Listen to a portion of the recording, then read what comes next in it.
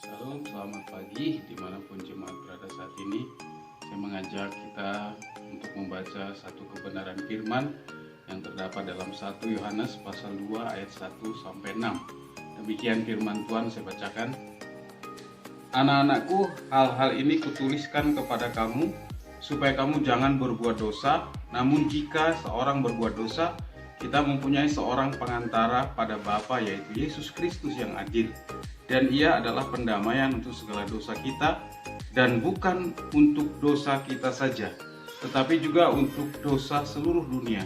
Dan inilah tandanya bahwa kita mengenal Allah, yaitu jikalau kita menuruti perintah-perintahnya. Barang siapa berkata aku mengenal dia, tetapi ia tidak menuruti perintah-perintahnya, ia adalah seorang pendusta, dan di dalamnya tidak ada kebenaran. Tetapi barang siapa menuruti firman-Nya, di dalam orang itu sungguh sudah sempurna kasih Allah. Dengan itulah kita ketahui bahwa kita ada di dalam Dia. Barang siapa mengatakan bahwa ia ada dalam Dia, ia wajib hidup sama seperti Kristus telah hidup. Yang menarik, Bapak Ibu Saudara sekalian, di ayat yang ke-6, barang siapa mengatakan bahwa ia ada dalam Dia, ia wajib hidup sama seperti Kristus telah hidup. Jadi si penulis mau, yaitu Yohanes sendiri, supaya kita mau hidup sebagaimana Kristus hidup. Kita percaya itulah tantangan.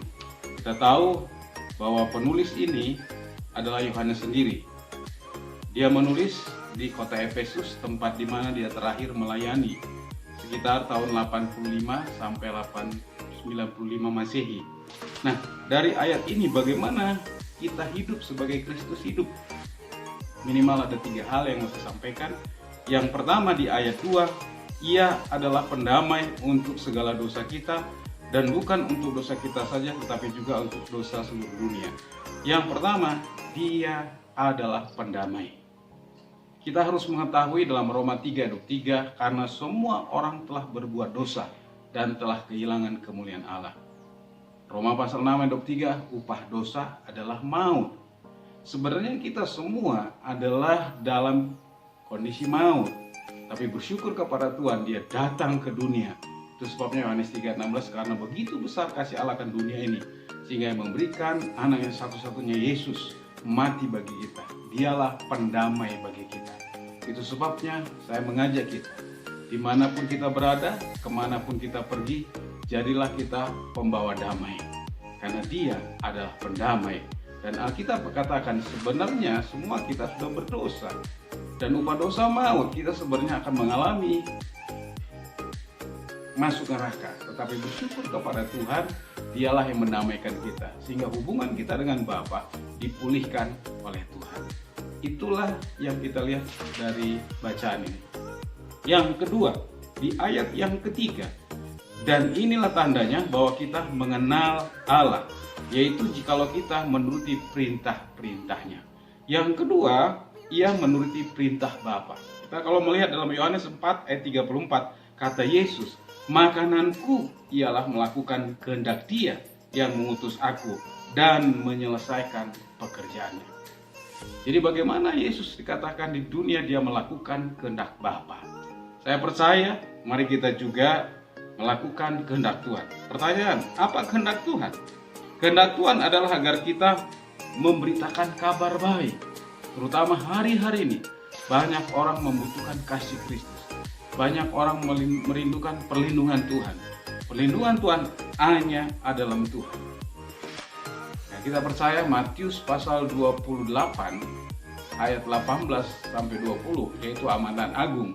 Itulah kehendak Tuhan untuk kita menceritakan perbuatan Tuhan yang ajaib. Kita tahu khususnya menjelang hari Paskah ini. Itulah yang kita beritakan tentang Yesus yang telah mati dan bangkit, dan dialah yang menyelamatkan kita.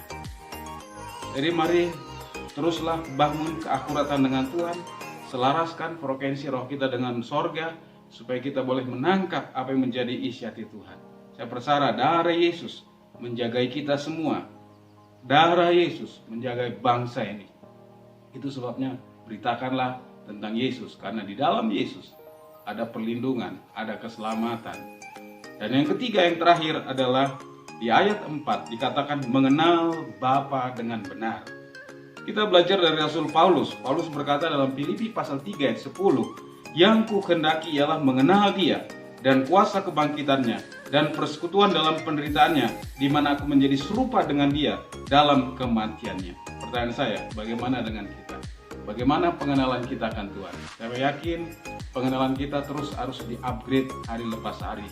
Karena Paulus sendiri pun dia rindu untuk mengenal Bapa. Sejauh mana kita mengenal Dia sebagai Bapa? Karena Dia Bapa yang baik. Bahkan saya katakan Dia Bapa yang terbaik. Dalam Efesus pasal 3 ayat 1, Dia menyediakan apapun yang kita perlukan. Karena Dia Bapa. Pastikan kita menjadi anaknya. Bagaimana caranya? Terima Yesus. Karena Yohanes 1 ayat 12, pada waktu kita terima Yesus, kita menjadi anak. Dia menjadi Bapa. Sehingga kita layak menyebut, ya Aba, ya Bapa. Bapa tidak pernah merancangkan yang jahat. Apapun yang terjadi hari-hari ini, semua seizin Bapa, karena Dia berdaulat atas hidup kita. Itu saja yang mau saya bagikan pada pagi hari ini. Sekali lagi, bagaimana kehidupan kita sebagai Kristus.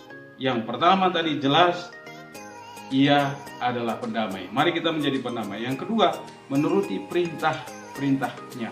Mari kita menuruti perintah Tuhan.